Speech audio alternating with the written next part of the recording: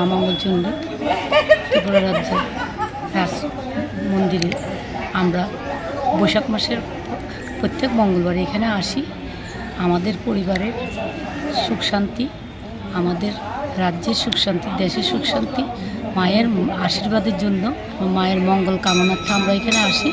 সকলকে যেন মা মঙ্গলচণ্ডী মঙ্গল করেন, সুস্থ রাখেন, পরিবেশটা যেন সুস্থ থাকে, তার জন্য আমরা সবাই এখানে এসে মায়ের কাছে আশীর্বাদ গ্রহণ করি। যা হয় বছরে দুবার, অঘ্রাণ মাসে শেষ মঙ্গলবার আর বৈশাখ মাসের শেষ মঙ্গলবার, বছরে দুইবার।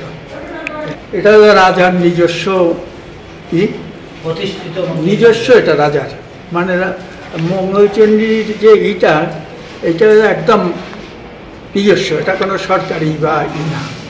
রাজা কি কারণে করেছিলেন? এটা তো ইয়ের থেকে পুরুষানুক্রমিক, পুরুষানুক্রমিক। আগে তো মোষ বলি হইতো, পাঠা বলি হইতো, এখন তো সেটা আর হইতে আসে না। মানে ভগবানের কাছে কি প্রার্থনা করা হয়? দেশের মঙ্গল, রাজার মঙ্গল হলে তো দেশের মঙ্গল, ঠিক না? রাজার মঙ্গল হলেই দেশের মঙ্গল।